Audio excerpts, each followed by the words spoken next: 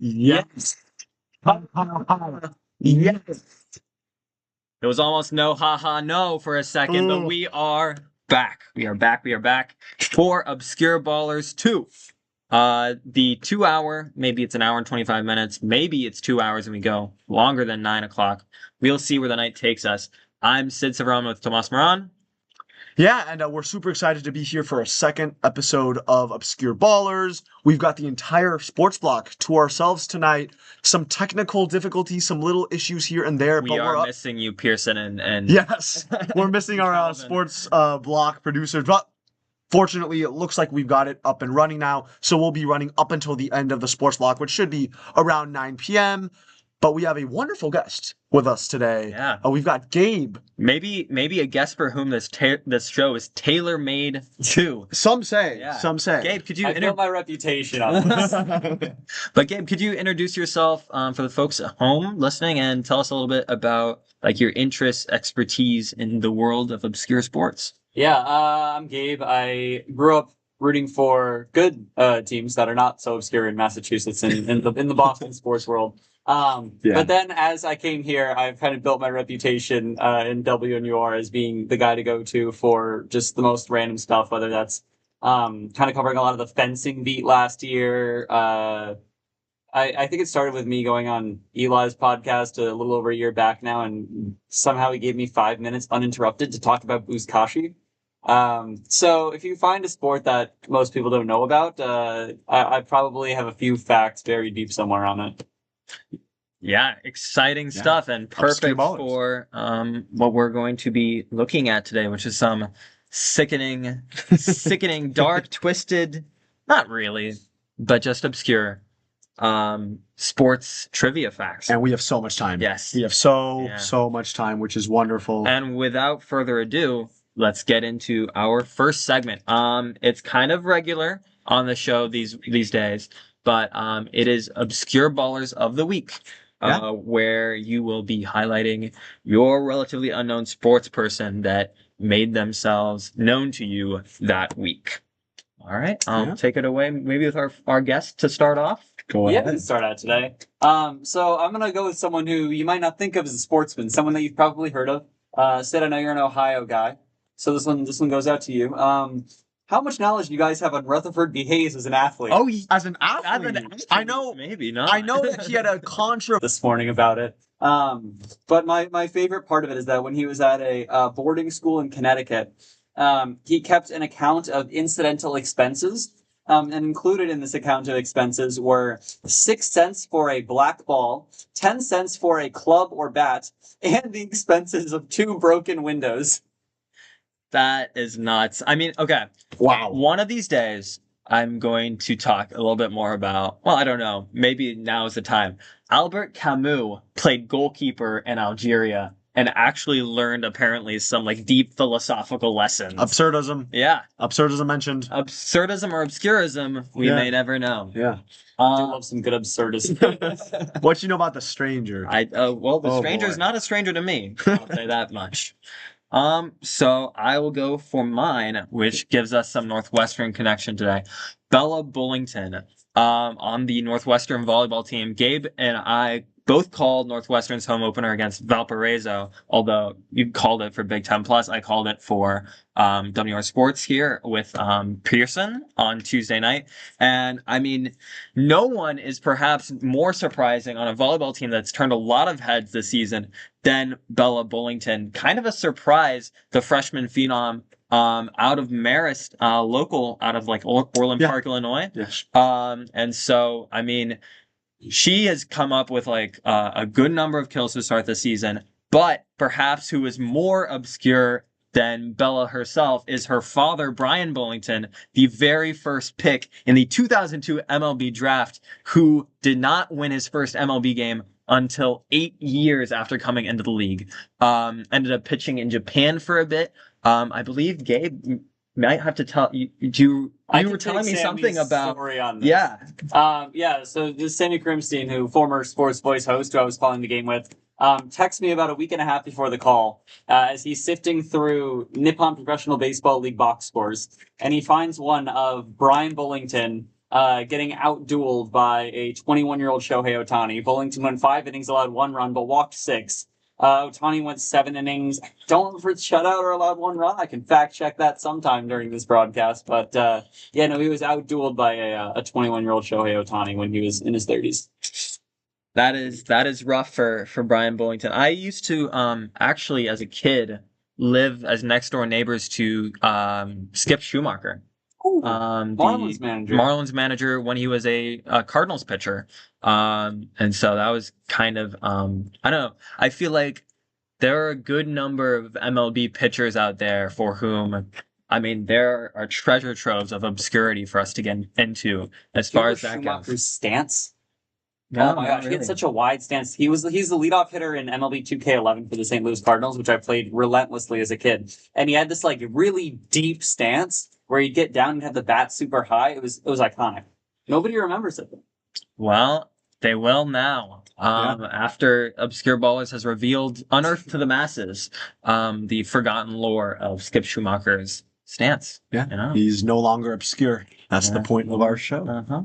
Well, Tomas, if you have yours of the week to I can go ahead with my obscure baller, or really ballers of the week. And really quickly, I'd just like to shout out, we've got Austin Kloska in the chat here. I know he's a massive fan of Albert Camus and absurdism, like The Stranger. We may have read that novel together, that novella. So I just like to point out, absurdism, just huge, absolutely huge to get a mention there. But my obscure ballers of the week aren't really that absurd, I don't believe.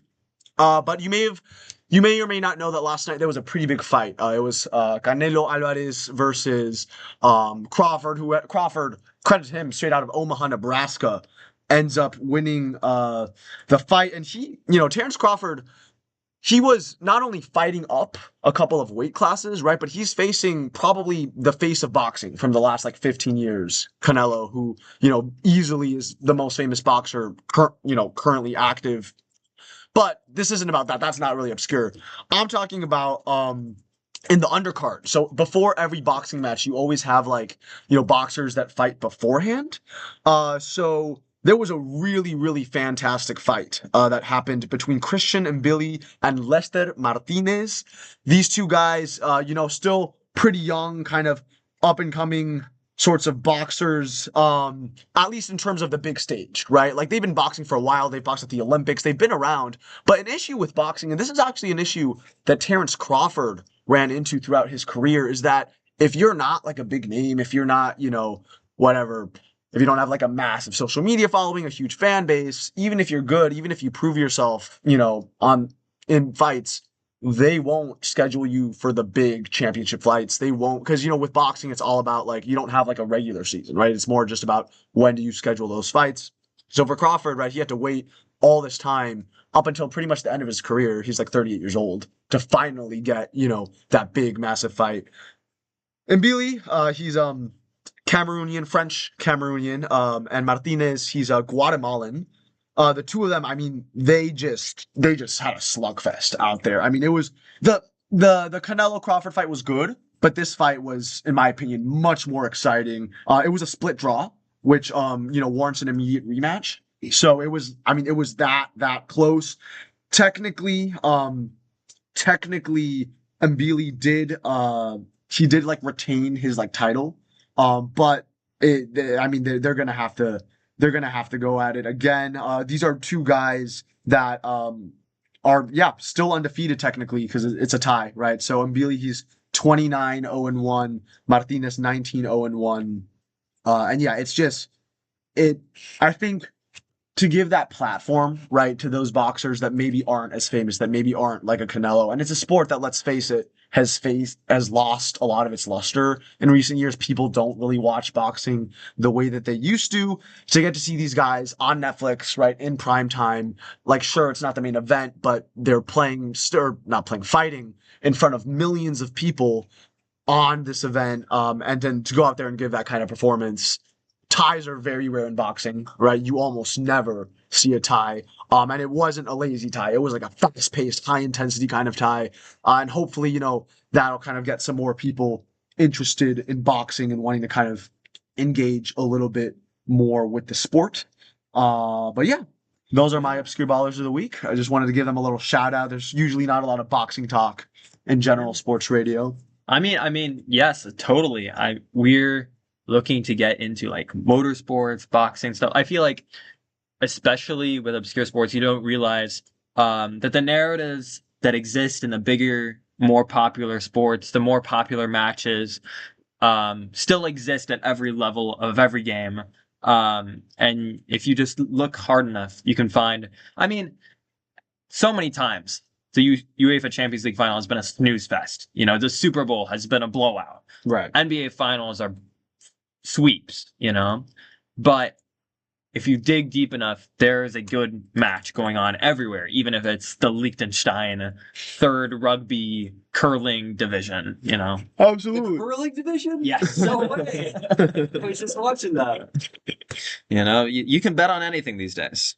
This is true. You can really bet on anything. But that'll do it for our obscure ballers of the week. So we will now go on into our next segment, which is the deep dive. So the deep dive is kind of, just really going into really those depths, right, of your sports knowledge, the nooks and crannies, the real sicko stuff, we like to call it. The stuff you don't let out in public otherwise. Because no one will ask about it. Right, You know? yeah, no one talks about it. This is a safe space, truly, for those things that you want to get, those sports moments that you just have no one else to talk about. Tomas and I are here to listen to your grievances. Absolutely, and it can be about any kind of sports person, a player, a coach, a referee, a fan, a team, literally anything within the world of sports, even if it's like vaguely related to sports, but a sports story that you've never really heard being told before, whether it's on a podcast, a radio show, a talk show, right? Something that's truly, truly obscure. And, because we have so much time today, we will be all yapping for a good part of this show about the three kinds of deep dives that we will all be bringing to the table today. So really excited to get this started off. Yeah, absolutely. Yeah. So any takers? Anyone want to start with their deep dive? You're both staring at me, so I think it's my prerogative. Okay, all right. All right. So I have long been fascinated by the world of sport climbing. Ever since I was in high school and I found out it was like a real sport, because I was in class with a guy who competed in it. And then all of a sudden I went down this like kind of rabbit hole of sport climbing. It was recently allowed into the Olympics. Back in, it was like the COVID Olympics, Tokyo, right? Tokyo. 2020, Tokyo. 2021. Technically. I remember watching that, like, because it was like the time zones were so screwed up. Yeah. Like, I remember watching like mountain biking at like 3 a.m. with my sister and falling asleep on the couch. Like, like the COVID Olympics were like a fever dream in and of themselves. But sport climbing is something that I've gotten into in the off season too. So there's an off season circuit of sport climbing. With the World Championships, the IFSC, International Federation of Sport Climbing. And while there's many sport climbers across interesting fields, you mentioned Vidric Leonardo, fan of the show. No, we don't know that. But hey, well, he knows who we are. He's aware. He's aware. For context, in our posting run over the summer, Gabe before the summer, Gabe did shout out Vidric Leonardo. Shout out again, Vidric Leonardo. If you're watching, we believe in you. Indonesian climber. Yeah, and so the Pride of Indonesia liked our Instagram post about featuring him. Yeah, so it's very exciting. But I think today what I want to dive into specifically in the world of sport climbing is sport climbers with back ailments. And there's two very notable ones. And it's created a bit of a stir, a bit of a controversy over the past couple of years. In that there are two sport climbers that at one point in their lives had severe cases of scoliosis that were corrected. And one competes in the Paralympics, or I should say now competed in the Paralympics. Or Paralympic circuits, rather, not the actual Paralympics itself, because they aren't allowing that Paralympic rock climbing until 2028. And the other competed in the Tokyo Olympics, just with all the other competitors as an actual Olympian. Oh, okay. But wait, so both of these athletes had scoliosis, and they now since gotten both both corrected. But when you have it corrected, they surge a metal rod to your back. So when you're rock climbing and you're trying to reach certain holds, it limits you in a way that is physically impossible to reach some of the holds that other climbers can't. That other climbers can reach because they can contort their backs in certain ways that these two climbers can't. But one is Kyra Condi, who kind of got me into the sport in a lot of ways. And she competed in Tokyo. She placed 11th. What's also fascinating about those Olympics, on a little side tangent, is the fact that they combined all three disciplines. So there's three disciplines. Speed climbing is one, bouldering is another, and then there's lead.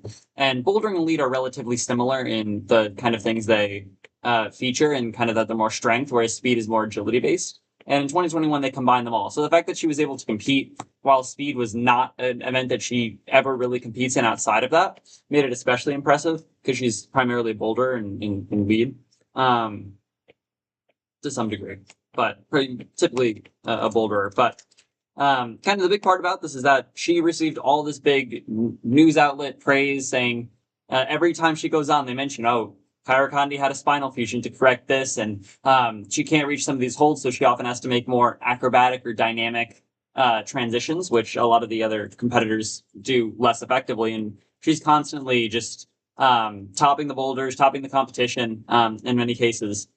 But what kind of made it come to a halt a little bit was when you look at Martha Evans, who's a British Paralympian, who has since no longer competed because at an event in the IFSC back in, it's a little over a year ago now, she, after the first day, she was first in the competition. She was kind of dominating the field. She had placed above everyone else thus far. And with another day of competition to go, they spontaneously disqualified her for being unable to meet the Paralympic requirements. Nothing had changed. No, they didn't test anything. Just she did so good on the first day that they said, you're too good to be in the Paralympics. Wow. That's wild. Yeah. And a lot of it is she gets a bad rap because Kyra is so impressive that she has gone into this kind of higher field and consistently performed there, that people are like, oh, this isn't enough of an element to qualify as, I believe it's R3 is her qualification in the world of Paralympic climbing. And then she made a GoFundMe to try to kind of pay off these funds associated with traveling to the event. That got almost 0 donations, and now her public accounts are former Paralympic rock climber on everything. So kind of spontaneously quit, and it's kind of the exact opposite of this in that, Kyra's spoken about this as the last season. She's really going to go hard on the circuit and try to make these big qualifications. And then Martha, who was kind of the younger person coming up through the Paralympic circuit, is kind of suddenly quitting competing. And Kyra actually commented on it on her own podcast one time, saying that based on her medical qualifications, she is able to qualify for the Paralympic qualifications. This is Kyra. Yes. Yeah. But she chose not to because she felt she was good enough to compete with everyone else, and purposefully puts herself in the harder field. Whereas, as a result, Martha Evans, who is a very similar climber, was just essentially disqualified in the middle of a competition after she'd been competing for many years, had success all along these circuits. One day she just did so well that they kind of spontaneously changed the rules to disallow her. That's wild. Yeah. I mean, Martha Evans, she hasn't decided to go compete in the non-Paralympic circuit yet, or not to my knowledge. Yeah. And on her social media, at least, it says former climber. Yeah. So I think it was that was the last straw for her, because this happened, just over a year ago now, and it still has her as an RP3 standing classification. She was on the British national Paralympic paraclimbing team. Yeah. She won a silver medal at the World Championships. She was by all accounts and measures one of the best in her sport. But she got saddled with that fine, and I'm guessing that's probably having some kind of financial burden on her these days. I don't think it was necessarily a fine. I think she was just disqualified and had the cost associated with attending the event. Yeah. Okay. That was. But so, tell us more about what was it like for these two athletes to kind of go through both of these circuits go into the sport of climbing with scoliosis. Yeah, so Kyra had competed beforehand briefly. And kind of the story is that she hadn't been competing for long, but she loved the sport so much that her parents kind of just trusted her. I'm not as familiar with Evan's story because there's much less publicized information about it. But at least as far as Kyra, she essentially went to all these doctors until one would find her an incredibly specialized surgery that allowed her to continue competing in some manner. A year and a half after that surgery, she won junior nationals in bouldering, I believe, which was, I believe, by most accounts and measures, she considers that her greatest accomplishment. But the fact that she's consistently on the circuit competing in this way when I get physically unable to reach a lot of the boulders that the other competitors are, which oftentimes requires, with a typical competitor, you have footholds, you can kind of reach to a certain another peg essentially on like it. Twists. Yeah, you can twist in more easy ways, especially with bouldering as well. Because with something like speed, it's timed, right? So everyone's just kind of going and it requires a lot of that more dynamic movement. But with bouldering especially, essentially the way that it works is that you have different classifications on a big wall. So you don't get to see this wall before you come in. You just come onto the circuit, you see this giant wall, and it has like a 5-point, 10-point, 25-point markers that you have to reach and successfully hold on to and control. And a lot of these are requiring her then to jump, catch herself on a few fingers when other competitors are able to reach up to it more easily with more flexibility. She is physically just jumping off of them to grasp onto kind of this rounded. I mean, if you take like one of these mouses, for example, right? Mm-hmm. You just kind of grasp onto it with a few fingers, and that's a lot of cases what she's required to do. But then you see, 11th in the Olympics. She just missed qualification in 2024. Very narrowly, and what was a much more competitive U.S. team, especially with a lot of younger climbers that aged up through the system, the likes of Brooke Rabatow, who got a silver at the Olympics in that year, and Kyra is also kind of on the older side now for competitors. As far as what you're seeing, a lot of those that are dominating right now are in high school. A lot of times, the most successful are either in their early 20s or in high school. The likes of Serrato and Raku on the men's side, or the likes of Annie Sanders now having an insane run on the women's side, the young British competitor on the IFSC. Is that just because of like agility, or? Yeah, a lot of it is agility. It's the ability to hold on to these things, and you'd think it's not the case as much, especially with strength training. How you usually want to not do that as much when you're younger, but a lot of times you're seeing like 15, 16-year-olds on these circuits, just completely dominating as they're coming up, and yeah, it's been very impressive to see, frankly, without going too off on a tangent. How long do those careers usually last, right? Like, how long is a climber usually like at that top level? Because I'm sure one day we are going to talk about like figure skating, at least on your show for the winter, and like the kind of like career spans that those athletes have, which is crazy. Yeah, the thing is, it's really hard to tell because the circuit has only existed for a very short period of time. Because before it was these rock climbers that would just climb mountains for fun and go out. It really hasn't become an organized sport until recently, and which is why it's still so new. Like in the Olympics, for example, they're combining all these different disciplines because the belief is that they don't have housing for all these athletes if they were to separate them by discipline, that they have to combine them to be able to find places for these athletes to stay in the Olympic Village. But a lot of cases, you're seeing competitors sometimes into their 30s, but a lot of people are retiring kind of in their early 30s. From what I've been able to tell, it's just occasionally you see, I believe his name is, Jakob Schubert, is kind of the one really old guard person that's still competing. And he's 34, and he's probably about the oldest on the men's side, an Austrian climber. So he's probably the oldest that you're consistently seeing, but even then, he's kind of one of the premier like early era legends in the sport that's still kind of just sticking around and is kind of mostly outclassed by a lot of the younger climbers. Yeah, I mean, it kind of reminded me, and maybe it reminded me of a wrestling story, actually. I don't know if you guys have ever heard of Anthony Robles, but his name is like huge in the wrestling world. They made a documentary about him, I think a couple years back. But basically he wrestled for Minnesota, in like around like 2010, and won a national championship with one leg. Right. Oh. And so like, basically it was like super difficult because like in wrestling you have, it actually like almost worked to his advantage because in wrestling you're relying on grabbing hold of your opponent's like limbs and to be able to control them. And so guys, his opponents would go around to grab his right leg, and there wouldn't be a leg there to grab at, you know? And so like basically like he would use his one leg as a spring to launch at and like grab onto like his opponents.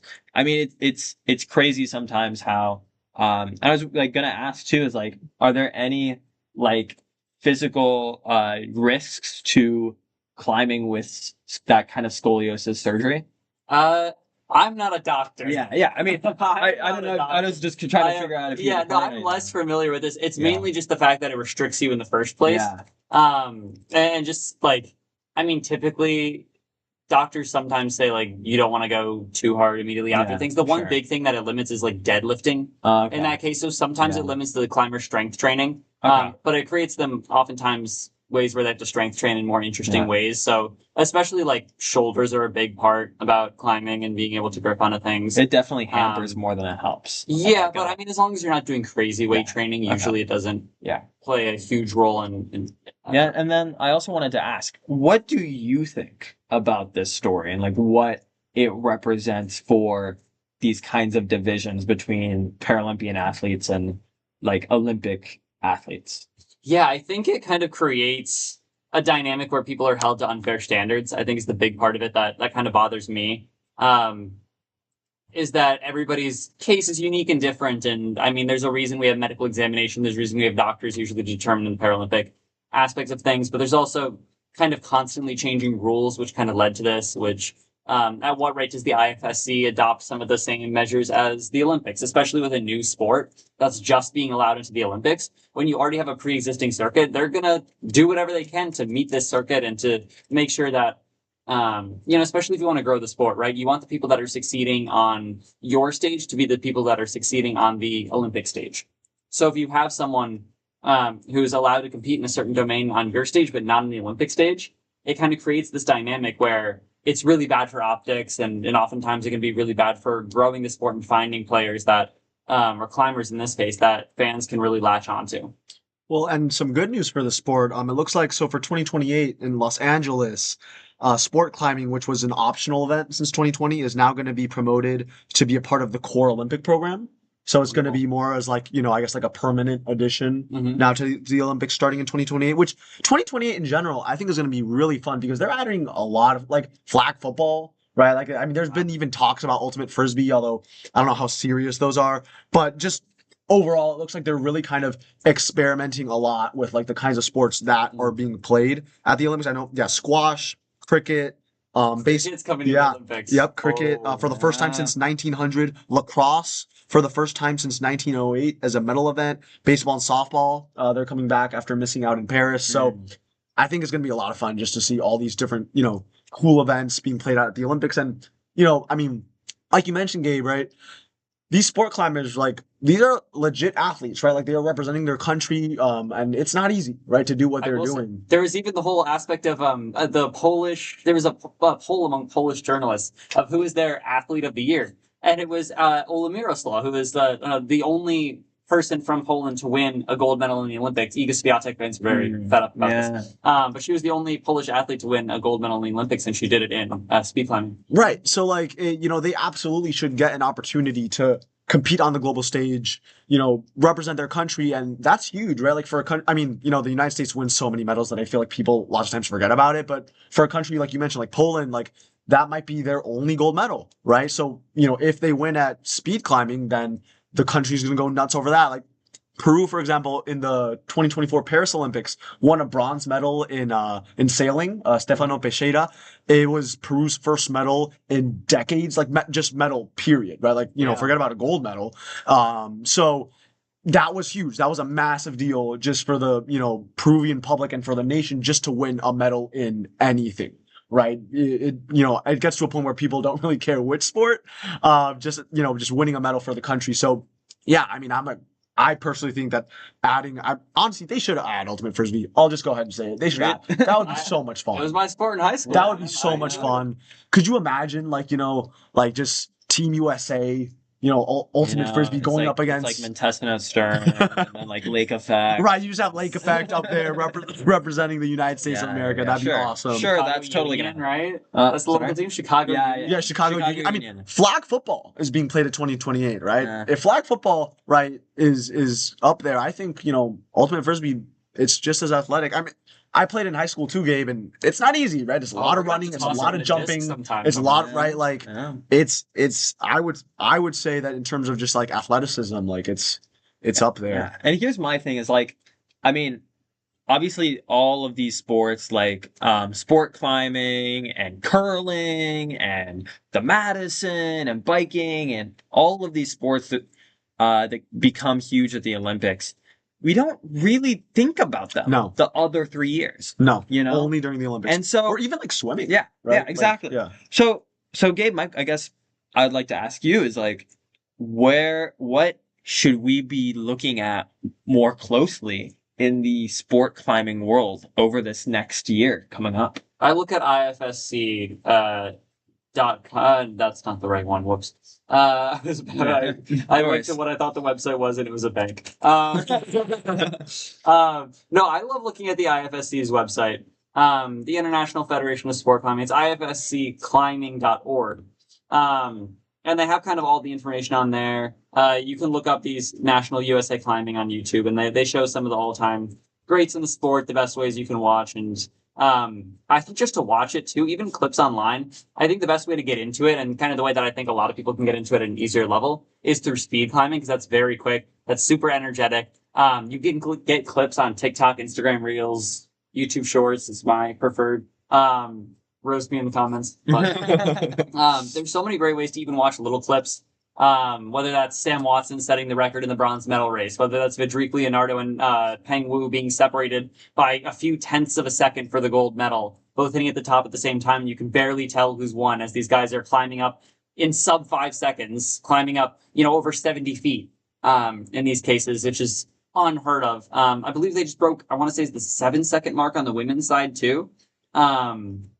So just like a bunch of super impressive results everywhere. Follow it in the off season. IFSC has like just you can watch it all the time. Whether that's past events, whether it's current events. If you're watching past events too, you can kind of get around the breaks and skip through.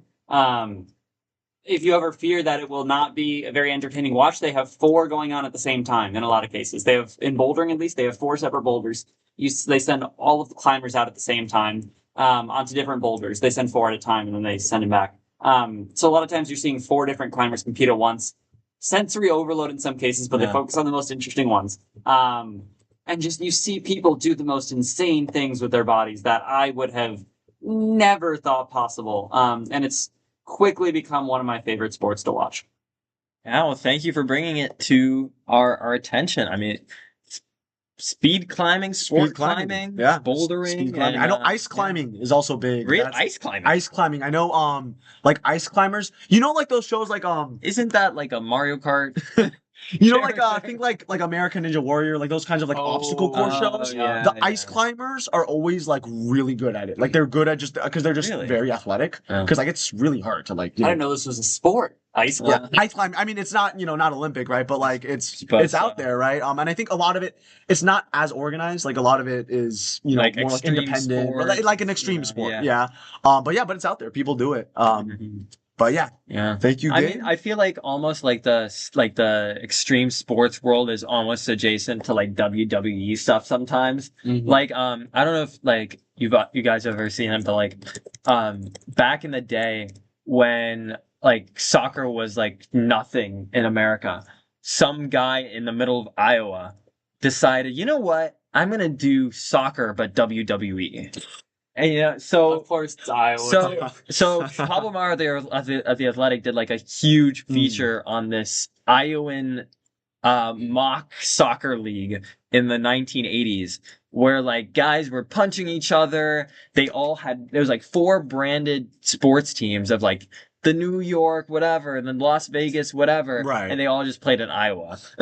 Lovely. And so, like, That's so much like fun. all of these washed-up actors, like in hotels that are like grimy and grungy, it was something. I mean, like, the thing is, like, I feel like for these like niche Olympic sports, like I feel like climbing probably has like they probably get annoyed to be compared with like extreme sports or like Right, yeah, like that's American true. Ninja Warrior or That's something true. like that. Maybe, yeah. I mean, there's a lot of rock climbers. The first ever winner of American Ninja Warrior was a rock climber. Yeah, Really? yeah, no, climbers Yeah, tend to Isaac be Caldera. really good at that. But yeah, I mean, yeah, you make a good point. Like, it's not like WWE, right? Like, it's Uh-huh. like, I mean, honestly, my hat's off to like speed climbers, ice climbers. Like, that's like dangerous, right? Like, that's like, I mean, not just like you don't only have to be like super athletic to do that, but like you're, kind of like risking your body on that, right? To climb like an ice mountain. And they do have safety measures in place, but like that's really impressive, right? And then, I know people always say like, oh, like, for example, you think you could play in the NBA, right? You play against Brian Scalabrine, he's going to destroy you. You think you can ice climb? Right, like that. Your average person is not going to be able to do that. I looked it up really quickly and like Kyra Kandi, like I looked up her like fastest speed climbing time and it was like 8 seconds. Yeah. Right. Well, she does need. That's not even her domain. Yeah, and it's like was it 70 meters or 70 feet? 70 something feet. Let me double check. Yeah, but like I mean, I couldn't do 7 feet in 8 seconds. Right. So, like, I mean, to do that with a metal bar in your back is genuinely insane. Yeah. No, it's just. I mean, very, very impressive. So with that, we'll go on to our next deep dive. Yeah. I can take it. Sure, you can go ahead, Sid, please, by all means. So, what you know about Santa Cruz Futebol Club? Futebol Club. All right. So, I mean, maybe I'll start this off with, I mean, it is a 4th division team in Brazil. They played in the Brasileiro Série D this year. And even before that, they weren't in a national Brazilian soccer league. They played only for their state championship in Pernambuco, which only plays 9 games a year. So what that meant is that in the 2024 season, they played 9 games. All right? But you wouldn't think it by the description I just got, but this team is a giant. All right? So they play in the Arruda, which has a capacity of 60,000. Their fans built it on their own. Like, they literally sent in construction materials to build a 60,000 capacity stadium in 1972. It ended up hosting Brazil and Argentina for their first international match in the stadium. But this team was a perennial top division, the best team in their city, Recife, which is the 4th largest city in Brazil. And so they were regulars in the Brazilian top flight, just about until I believe it was 2016. Let me check that. Yeah, I mean, they went down to the 2nd division in the 1980s, and then came back. They still won state championships regularly. After the 2006 season, they were relegated to the 2nd division, then the 3rd division in 2007, and then the 4th division in 2008. And then in 2011, they came all the way back. 2011, they started going. They won the Pernambuco championship finally again in 2013. They came back to the 1st division in 2016, played in the Sudamericana in 2016, and then fell all the way back down. All right. So this team started in the 2nd division, fell all the way down in 3 years. Up and down. Went all the way up in like 4 years, and went all the way back down in the span of 4 years. So, question is, why? Why did Santa Cruz and experience, such this kind of decline, and resurgence and then decline again? Well, I mean, Recife is losing people, I believe, to Sao Paulo and Rio de Janeiro. As young people move out of the city, it's kind of mostly farm country beyond that in the Northeast. The team loses funds. It loses people patronizing the team. It loses investors, loses businesses that sponsor the team. And so what's really happened is that because they don't really have that investment, their stadium, the Aruda, has fallen into basically disrepair. They're now limited to about 20,000 capacity in the 60,000 capacity stadium. And, whatever capacity they set it at, the fans will meet it. That's the craziest part, is that the fans throughout all of this have never gone away. So, they just got a new reinvestment. I believe new owners who are looking to invest something around 100 million of the Brazilian, I believe it's the reais, currency into the team. And so after that, they went through coaches like bing, bang, boom, every single coach, because they had no money, and they had no success. And the fans, no matter what they did, would not be happy because they would be in the 4th division anyway, right? And so finally, they found a coach who is somewhat competent. They've reloaded the team. Tiaguinho, shout out to him, was among their best players last year. And they just got a new striker who is somewhat washed, but had a lot of experience in the 2nd division. And with their help, they got promoted to the 3rd division last Sunday. So they are now, the way the 4th division in Brazil works is like crazy. Yeah. It is 32 teams it's 64 teams. 64 teams in the Brazilian national 4th division. The way you qualify is by finishing the top 2 in your state championship of the teams that aren't in the other national divisions. And then of these 64 teams, they divide it into 8 groups. Everyone plays each other once and then plays the reverse order of that schedule. So like the team you play first is the team you play last, etc. And then the top 4 teams in each group of 8 makes it to a 32-team playoff with 2 legs, right? So it's a marathon. And they made it through the first 2 rounds on penalties. Their goalkeeper, their social media is like crazy, but their goalkeeper let 2 goals in each of the 2 matches through his legs, right? Like completely, like complete mishap. But still, the game went to penalties and he saved 2 penalties, right? So like this goalkeeper is somehow horrible during the game, but gets the penalties and locks during it, the penalty right? shootout. And so, you have fans on Twitter saying, this guy is like my ex. It's horrible when we're in a relationship. Then they leave and suddenly they're amazing. then they want me to, and then suddenly I want to come back. Yeah. So that's kind of my presentation on Santa Cruz. I have been following them almost as my second team. Obviously, you guys know, that I support Columbus sports teams. Right. But I will watch Santa Cruz on YouTube with advertisements and a donation page on the top right corner, and a guy who comes in every 2 minutes to say in Portuguese, thank you for the something something donation, and make sure you buy this and that. They're literally a Twitch streamer. Exactly. But they're like there is no way to watch these games in the US legally. Sid admits to crimes. Wow. They are not. They're on YouTube. FM, HD1. Oh my goodness. Oh my goodness. Watching the Santa Cruz team. I'm exposed. No. It's just that it's passion. Yeah, it's passion. It's passion for sure. And it's a team that deserves so much more than what it has.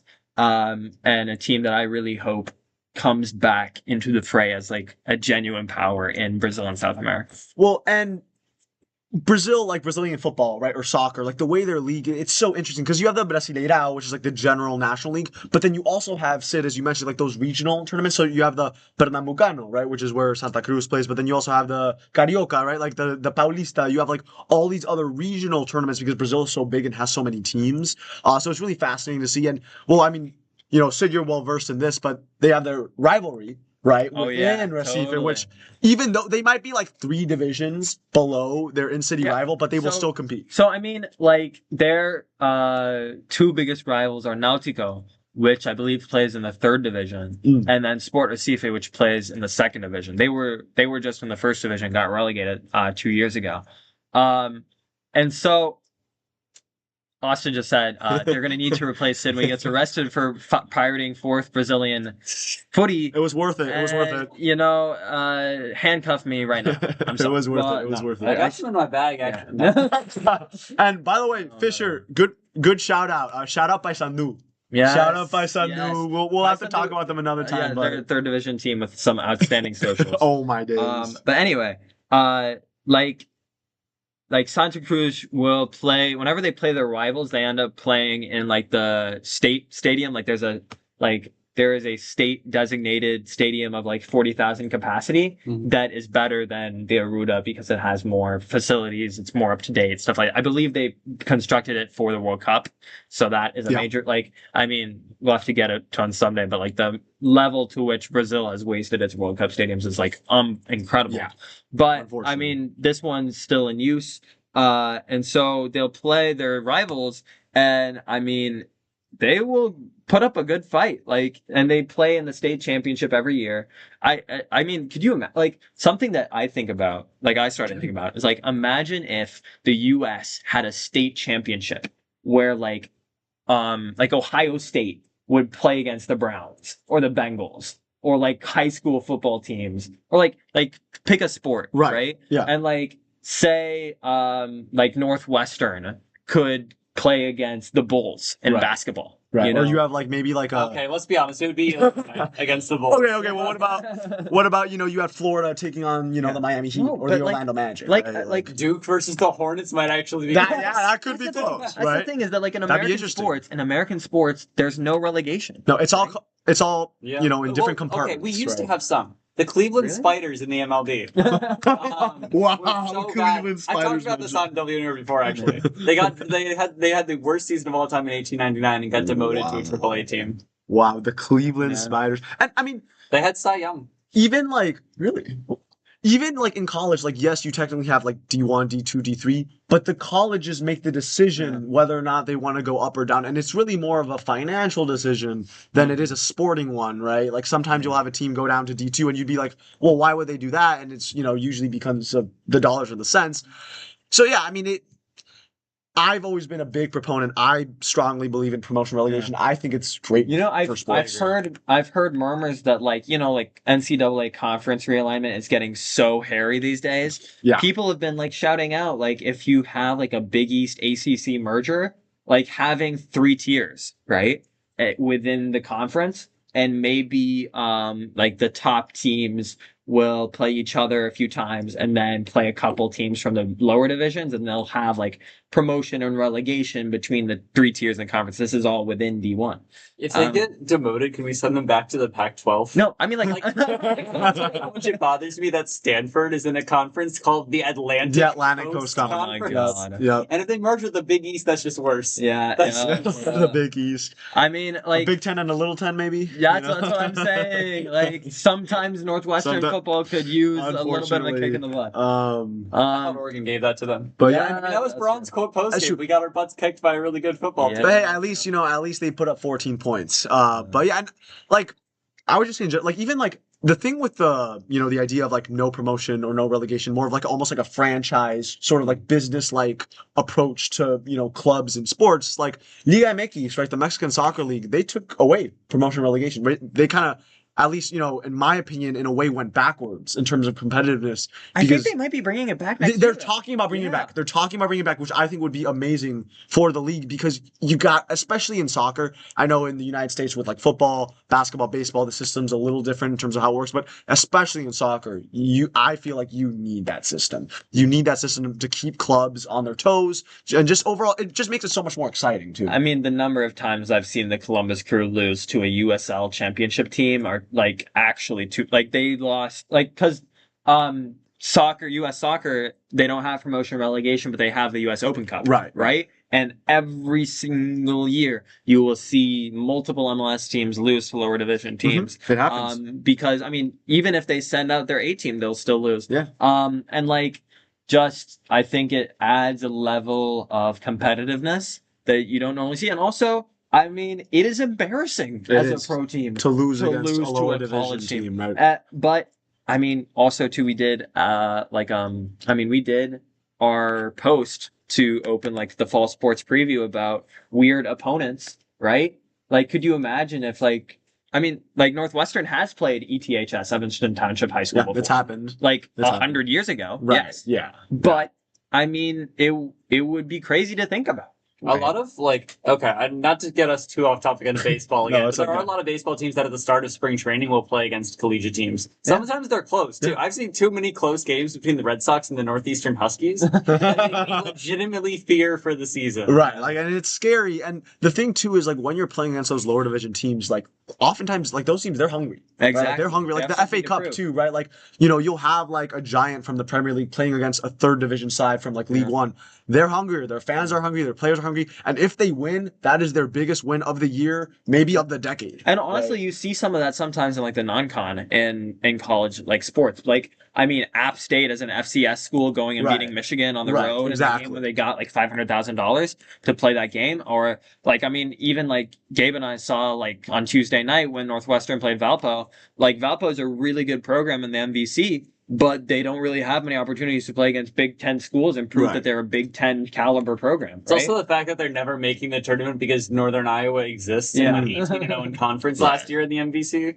I mean, still, but you see in no matter what college sport, you'll always have games where in the non-con where a team from a smaller conference will go up against a Big Ten or an SEC school, and really give them a run for their money in a way that we don't really see much in American sports. Right, and with that promotion and relegation, the stakes are so high. When you get relegated, right, in soccer, you lose so much money, you lose revenue, you lose players, right? It's a disaster.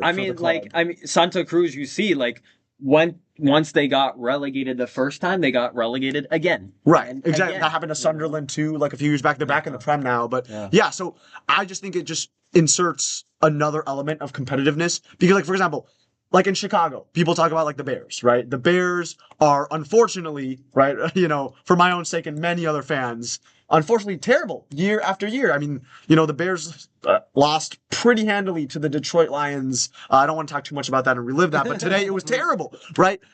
If you had relegation and promotion in the NFL, I can almost guarantee you that the Bears wouldn't be so complacent, right? With just, being terrible consistently for so long because there would be an element of pressure, right? You can't be too bad because if you are, you lose your spot. That'll never happen in the NFL just because there's too much money involved, right? But I think in soccer, where that, system is already established, right? I think you got to keep it. And some great shout outs there in the chat. Fisher pointing out United versus Grimsby. Grimsby, Man United losing that one. Austin pointing out Holstein Kiel defeating Bayern Munich in the DFB Pokal, which is the cup in Germany. But anyways, we are very much kind of going down this railroad, this tangent, which we love in Obscure Ballers. We love, and we have the extra time today. today. Talk about relegation all day. Yes, I love relegation, or I don't love getting relegated, but I love the topic of relegation. Well, wait. I'll relegate you guys in the winter. Gonna get promoted. Oh my goodness. Well, I was just gonna say, if the Bears did get relegated, who would you replace them with, huh? Oh my gosh, the Browns should be totally. I'm sorry. The way Oregon looked yesterday. Yeah. Maybe an Ohio State or something. But on the topic of soccer and relegation and international soccer, I do have a deep dive of my own that I'd like to get into. So let's turn the clock back to 1975, over 50 years ago now. And as you may or may not know, the South American qualifiers just ended. Peru unfortunately finished 9th. Peru will not be going ninth out to of the 10 World teams, Cup. let's clarify. As a Peruvian and as a fan of the national team, it was a very disappointing. In fact, the worst qualifying cycle for the Peruvian national team ever since the format of everyone playing each other in a table of 10 teams was introduced back in the 1998 World Cup qualifiers. It was awful. I would like to point out that Chile finished last, though. Peru did not finish last.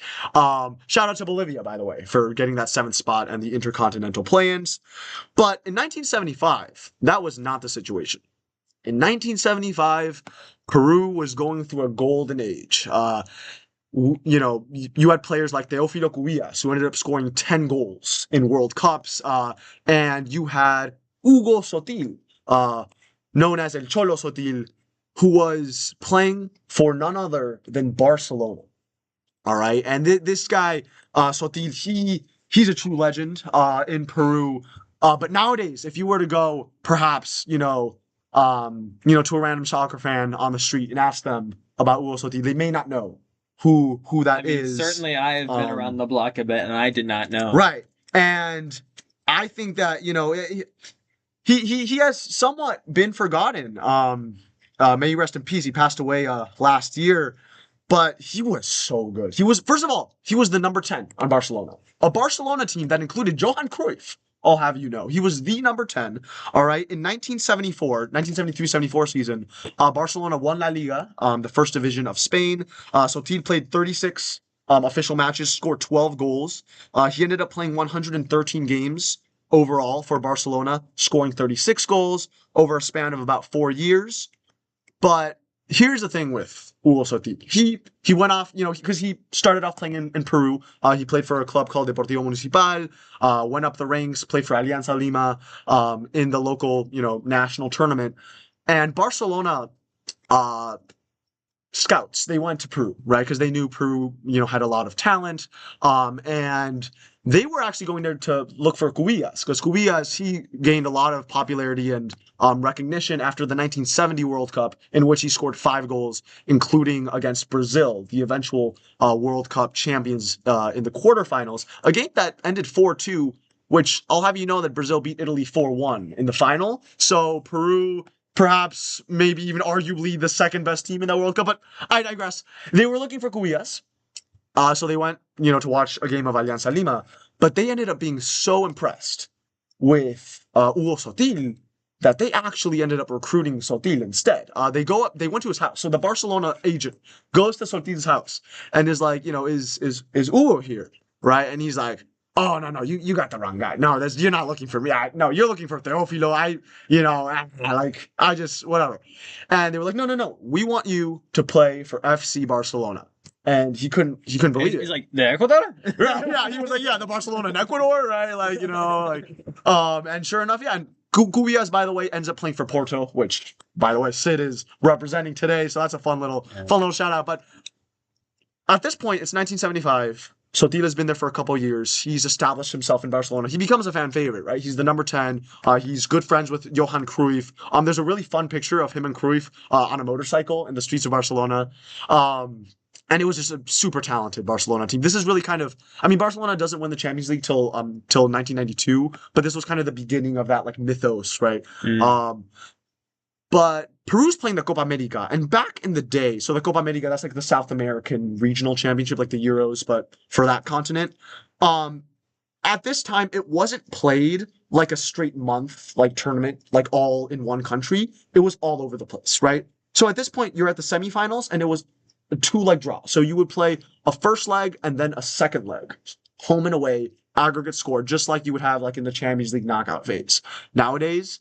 And Peru makes the semifinals against none other than Brazil. The Brazil, right? We're talking about Brazil in the age of 1970s, right? So Pelé at that point had retired, but you're talking about Tostão, Jairzinho, right? Socrates? No? Socrates, a little early for Socrates, but possibly one of the most talented generations, right, that we have ever seen grace the sport. World Cup winners in 1970. And arguably some say should have been World Cup winners in 1978. That was another scandal that included Peru, but that's a story for another day. 1970 South American soccer was a wild time, but Peru gets Brazil, and guess what? They go to the Estadio Mineirao in Belo Horizonte and win 3-1. Win 3-1 with a goal from Cubillas, end up losing 2-0 then in Lima, ironically, at Alianza Stadium.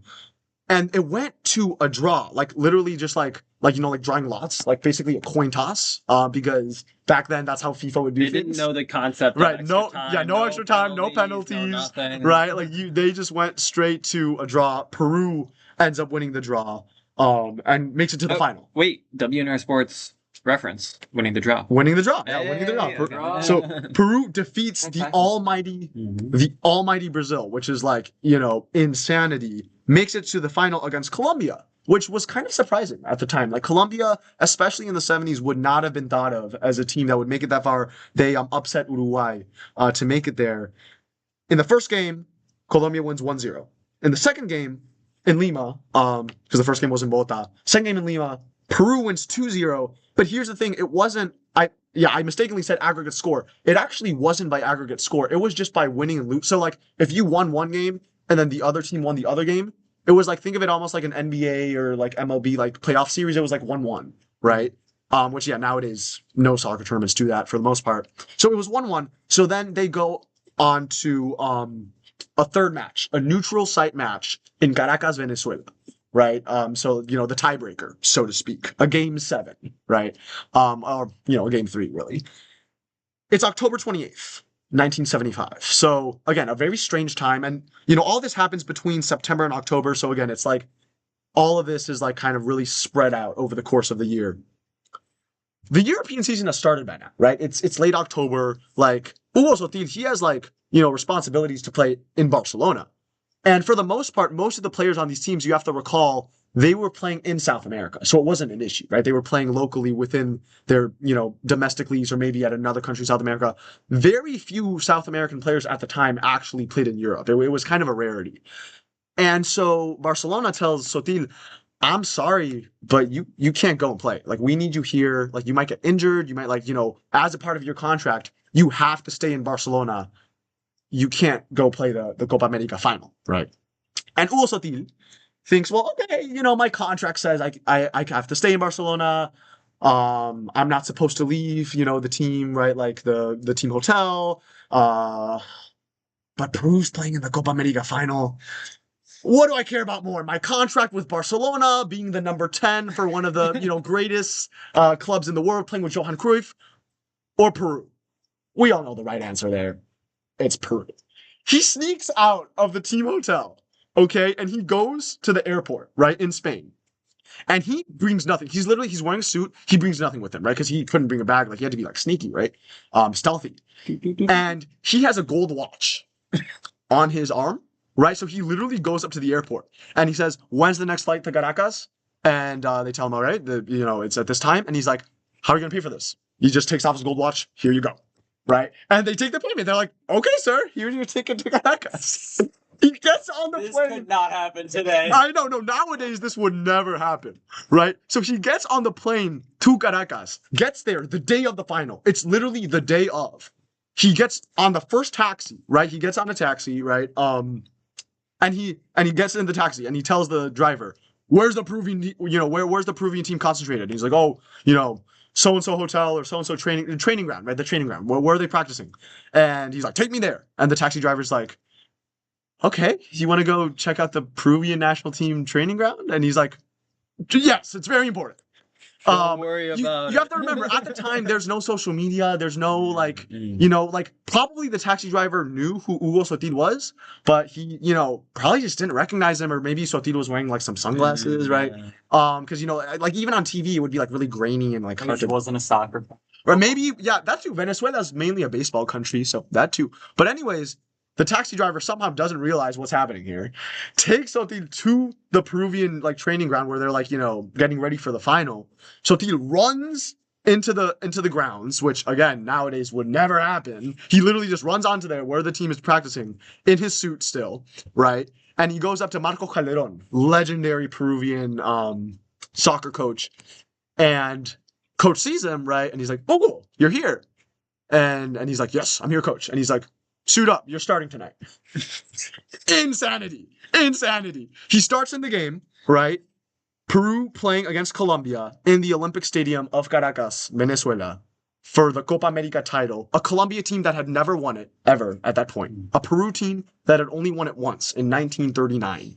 And you have to remember, it's so difficult to win that tournament if you're not like Argentina, Brazil, or Uruguay, because those three teams dominate, right? Like it's so difficult for you to be like a Peru or, you know, an Ecuador who actually still haven't won it to this day, or whoever, because you're facing, you know, Brazil, Argentina, right? Like it's so tough. Peru wins 1-0, and you'll never guess who scored the winning goal. Hugo El Cholo Sotil scores the winning goal. Peru wins the Copa America. They're the champions of South America over Brazil, over Argentina, over Uruguay, right? They lift the cup. It's insanity. It's madness. Peru goes wild.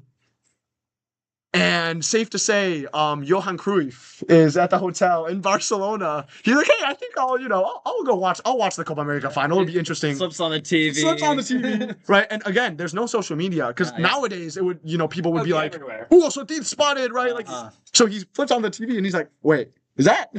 What is Hugo doing in Venezuela? Just like next door. Where is he? Where is he? What did you do?" Right? And yeah, it was insane. Yeah. Ultimate sneak out. Like actually wild. Like he just not only did he sneak out, but he left, you know, went across the Atlantic, world. right? Across the Atlantic, you know, to go play in this game, right? I thought me meeting that girl in high school sneaking out was Oh great. my god. and yeah, safe to say that, you know, when Hugo Sotil then went back to Barcelona, they were not very happy with him. But he kind of didn't care. He really didn't care. I won the Copa America. I won the Copa America. I don't know. Like, I'm now a national hero in Right, my country. I'm sorry, guys. And then funny enough, he ends up gifting a gold watch to every member of the Peruvian national team, which you know was kind of cost of a plane ticket. Nice little touch there. Nice little touch. Yeah. He did play a couple more years in Barcelona, and he's remembered very fondly there. He left in 1977, went back to Peru. He played in the World Cup. In 1978, which was a whole thing, and he also played in 1970 in Mexico. And yeah, he's just a legend, a national hero. When he passed away last year, like everyone, like, you know, it was like national mourning. Unfortunately, did have some issues off the pitch, especially kind of, you know, later on in his life. But he was a coach too, and yeah, just Hugo Sotil. I mean, everyone in Peru, like when you're in Peru and people talk about like legends, like everyone will bring up Cubillas because he scored 10 goals at the World Cup. Everyone will bring up Lolo Fernandez, who he won the 1939 Copa America. People will now bring up Paulo Guerrero, the hero who was the leader of the team qualifying to 2018 Russia. But you bring up Hugo Sotil and they go, he cannot be replaced. He cannot be replaced because that man, right? Like, I mean, you talk about commitment to the national team, right? He literally just threw his contract with Barcelona out the window, right? He was like Barcelona, right? He was the number 10 on Barcelona. He threw that out the window. He was like, I don't care if they cut me. I don't care if they, you know, I'm sneaking out of the team hotel. I'm going to go play this final. I'm going to show up the day of, right, with nothing but the clothes on my back, and I'm going to score the winning goal. I mean, you can't write a better story than that. And in times like these, when we finish, you know, 9th in World Cup qualifying, when, you know, we're really down in the dumps, right? I'll go back, and even though I don't remember any of this, I don't remember any of this. I'll watch some of the more recent stuff that I do remember, like 2018. But I'll go back and you watch those 1970s highlights from Peru, like on the darkest of days. They do have a highlight of him scoring that goal. There's videos of it. There's I mean it's really grainy, like it's not great quality. But no, yeah, they Will never scored that 100. Some say there's no video of it. There's no video of it. No. But I mean, I'm glad that we could, you know, this has been on the bucket list. That's just one of my favorite stories. Like that's a story that my dad told me when I was like a kid. Right, like when I played, like, you know, like Park District, and then like, you know, whatever, like just soccer, like club soccer as a kid. Like, you know, my dad would tell like to teach me about commitment, right? Like what it means to be committed to a team. I'm sure Barcelona did not see that story that way. No, Barcelona, they were furious. But even then, the relations between him and the club did improve. In 2016, he was named as the ambassador of Barcelona in Peru, right? So he was still like, affiliated with the team. And yeah, I mean, he was named, to the best starting 11 of the Americas in the 70s. He was named in 1975 the sixth best South American footballer. Marca, which is a very famous newspaper, and like overall just like news outlet in Spain. They also did like a whole thing on him for like highlighting his time in Barcelona, because again, it was really rare for a South American to be playing there. Like nowadays, Messi and so many. Maradona also played in Barcelona. Much less a Peruvian. A Peruvian. I mean, he's the only Peruvian to ever play for Barcelona, right? So yeah, just I think in retrospect, right, the club definitely all is forgiven. All is forgiven. They view him as a legend. I mean, they won many titles with him, but at the time, I can only imagine, the coach, right, pulling up, turning on the Copa America game and just being like, "What is he doing? What is he doing there?" But yeah, no, that's I can't imagine being his teammates. Like, maybe.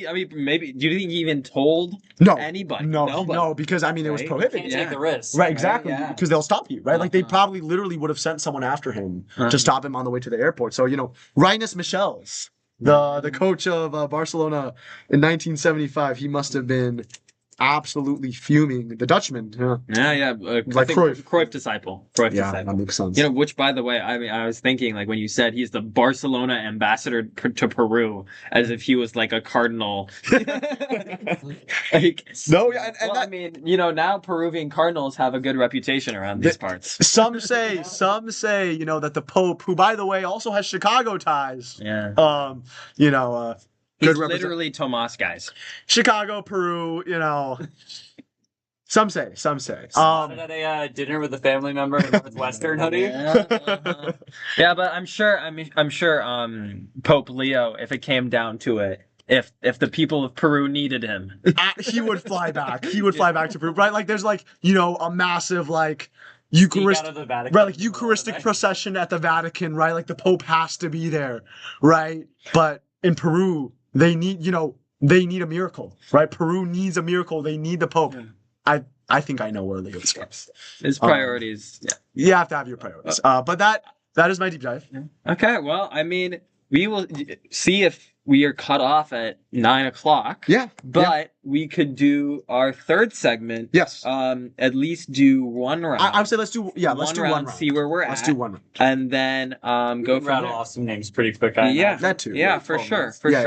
So for our third segment, we are returning to a segment that we left off last week that we're very excited to have, kind of to preview our fall sports, or to maybe get into the fall mood here as the leaves starts to change, the temperature starts to drop, you start preparing for the dead Northwestern winter.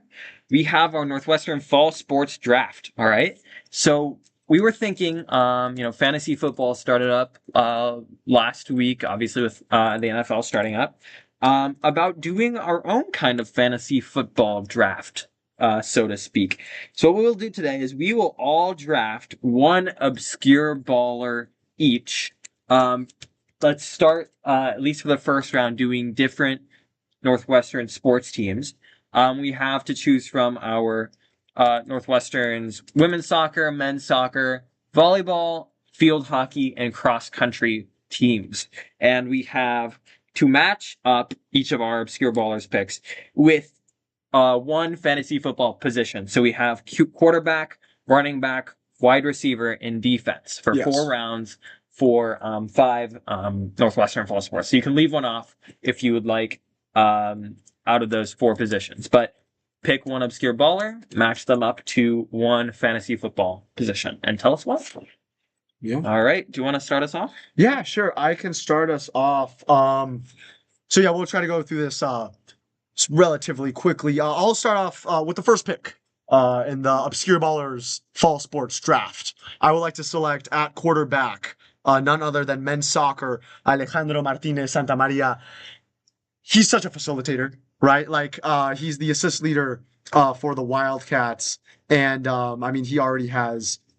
How many assists? He already has 5 assists this year. his passing game, right? The Spaniard, international student, by the way, his passing game is just absolutely gorgeous. Those through balls, right? Like I can see him right as a, well, I was about to say as a Preston Stone, but maybe man. Maybe as a Preston Stone. His passing is pretty accurate. His passing is on point. I can see him just out there, right? Throwing the pigskin, absolute dimes. Maybe an autogram. Maybe an autogram. Yeah, some would say. yeah. Maybe a Ben shoes. Bryant. Sure. But yeah, give me Martinez Santamaria from the men's soccer team as my quarterback. All right. I will go next, going down the line here. I will take at running back with my first pick of the 2025 Obscure Ballers Fall Sports Draft. I will be taking Kennedy Roche of the Northwestern women's soccer team. And I say that only because watching Kennedy Roche play soccer is like watching Caleb Komalafe play running back on the football team. And the way that she puts her head down and goes forward. I mean, the number of times that Kennedy Roche will get the ball up top. She's a sophomore forward for the Northwestern women's soccer team. She scored a worldie against TCU to beat the number 4 seed last week. And like, she just puts her head down and goes forward. Like Caleb Komalafe through the opposing defensive line has an absolute boot on her, a rocket of a right foot. So yeah, we are looking forward to Kennedy Roche powering our offense on the run game. Wait, do I get 2 picks? Are we snaking or are we going down? We can again? snake. We're snaking. You get 2. I'm gonna go with the most obvious pick at the start. I'm shocked this one fell to me, but I'm taking Maddie Zimmer at wide receiver. Yeah. I feel like that's just the obvious pick. Greatest player in the country in her sport. And I feel like as like a midfielder that translates really well to a wide receiver because you can run those routes out. You're the most athletic person on the field typically, a midfielder. And I wouldn't want anyone else than Maddie Zimmer. I feel like there. Now here's where I get into an interesting one. I'm gonna say running back because I don't think Tomas and Sid can name a cross country athlete. That is fair. I think there's 2 really good options for defense, and I'm not sure if one of them will fall to me. But I'm gonna bank and say they are, and I'm gonna take. You said we could take alums as well. Yes, that's fine. I'm gonna take Alexa Russo at QB. Yeah. I called her a Swiss Army knife far too many times on broadcast last year. Of the women's volleyball team, I should say. But she played kind of a hybrid setter-hitter role last season, so she has like the soft touch to be able to get it up and to get it to a defender really accurately in a certain spot. Setter, most underrated position as far as how difficult it is to play. It's so hard to set a ball in the same spot perfectly every time, and then whenever you set it a little too low, it becomes magnifies this huge issue, and no one ever had that issue, for the most part, with Alexa Rousseau. And then she became a hitter, too, so she has that power. You saw her tie for second on the team with Rylan Reed in kills last season. Alexa Rousseau, not only can she throw dimes to the specific spots, but she can throw it really hard. Yeah, so I mean that's a phenomenal pick. I mean, I was totally looking at like a setter. Like I was thinking Lauren Carter because she just set her career high against Valpo with 43 assists. But Alexa Rousseau's even better, Northwestern legend.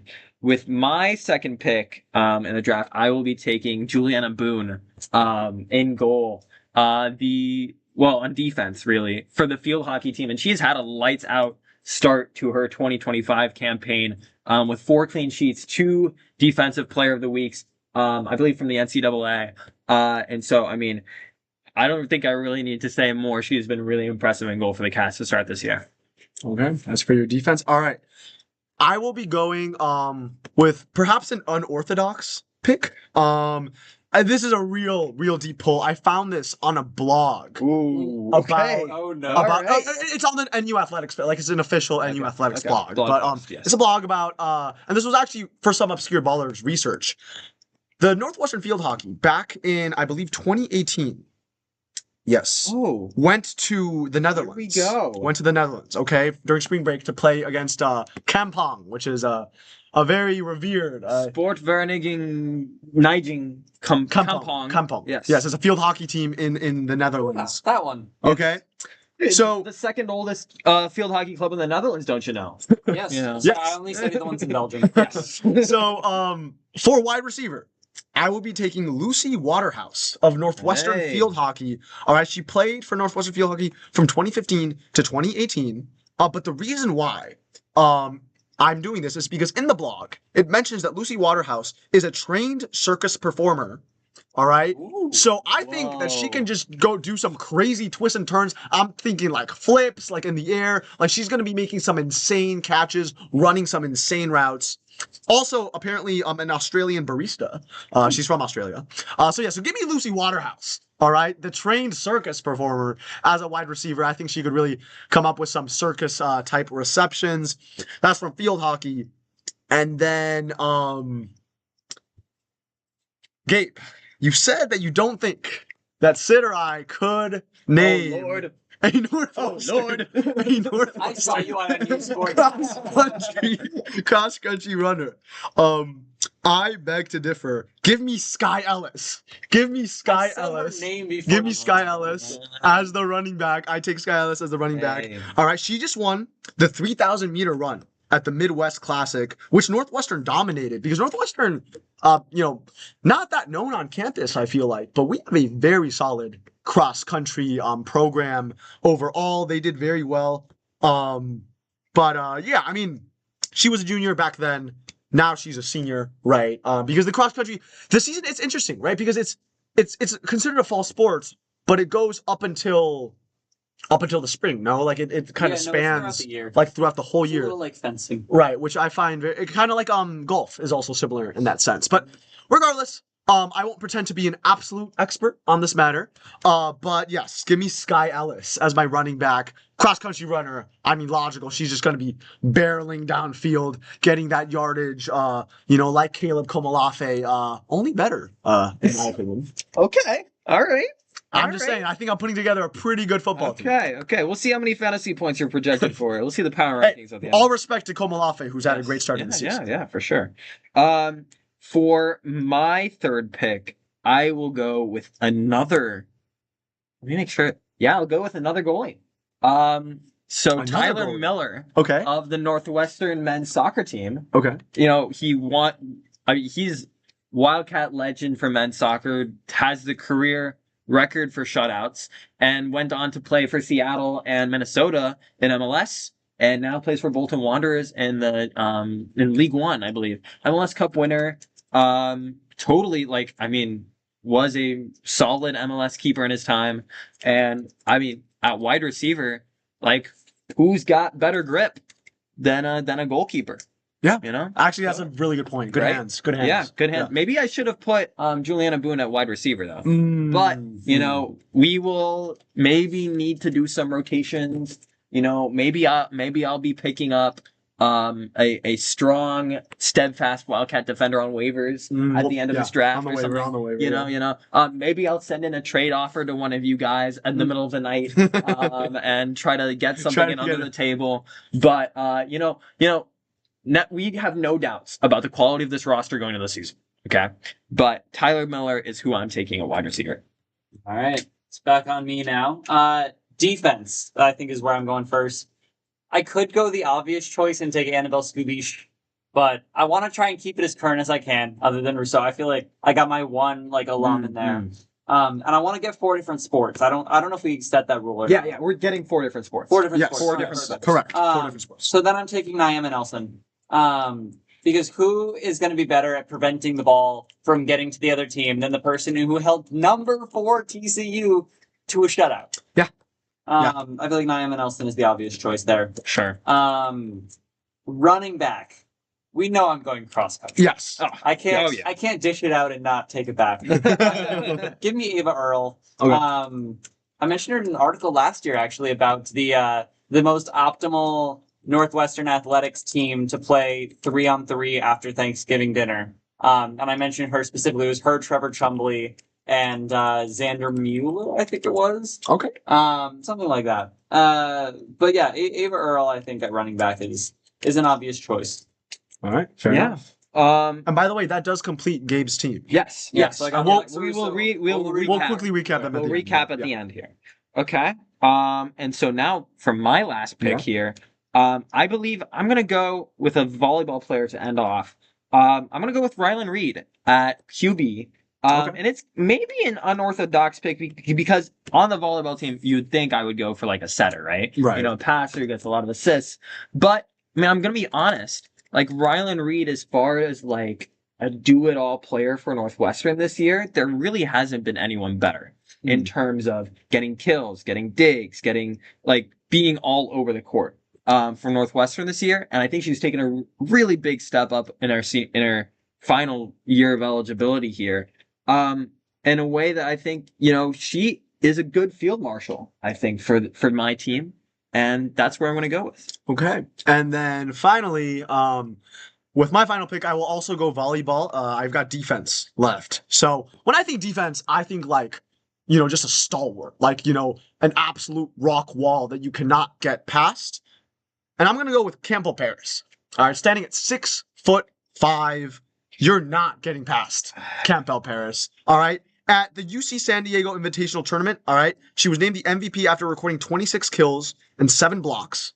All right. But what I'm really, so of course, agility, all that, but I'm really thinking of size here, right? Like, when you look at a D line, right? Like if you're going to stop the run. Nonsense. Exactly. You just need to be able to stop the run. We're talking about just like, brute force and just strength, right? And with that presence on defense, I'm going with this, the 6'5", just absolute athlete from NU volleyball. So give me Campbell Paris as my defense, and that will do it for this draft. So we'll quickly, and as we're hitting now the top of the hour, we'll quickly recap our team. So I'll quickly go over mine. So I've got Alejandro Martinez Santamaria from men's soccer as my quarterback. I've got Sky Ellis from cross country as my running back. I've got Lucy Waterhouse from field hockey, who's also a trained circus performer, by the way, from Australia, as my wide receiver.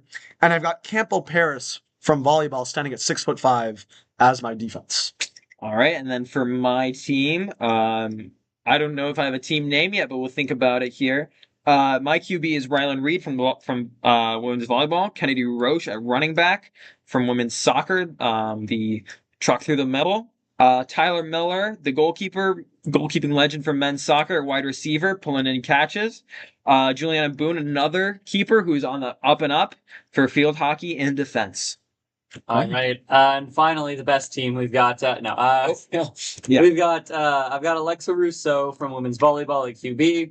I've got Ava Earle from cross country at running back.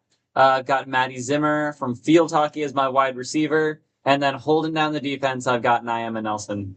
Okay, yeah, I think those are all very good teams. Only time will tell in the fantasy league of who wins, because of course, we'll keep track of, how they do in each sport and how that would, then translate into fantasy football points, because that's definitely something that you could do and between, quantify. In cross country, volleyball, soccer, and field hockey. Same as W North Sports, right? Loser does karaoke in front of everyone. Yes, loser does karaoke in front of everyone. But let us know who you guys think for sure made the best team. I think all of us. Show your Northwestern sports knowledge. Right. I think all of us, feel like we picked a pretty strong team overall, pretty versatile teams, pretty. And I some teams might make some surprises some weeks. Maybe form is everything in fantasy football. Absolutely. Maybe Juliana Boone keeps up this run of form and ends up going on a tear, and you guys' defenses are stumped. Stumped. And maybe in the waiver wire you end up picking up someone. Maybe in the spring there's a sneaky Jack Lausch, although I know Fisher mentioned that Jack Lausch isn't getting picked. No. Hey, I mean, he's doing pretty well in baseball. His summer league stats are not so hot. Yeah, we'll get to that in the spring. But regardless, that was our fall sports draft.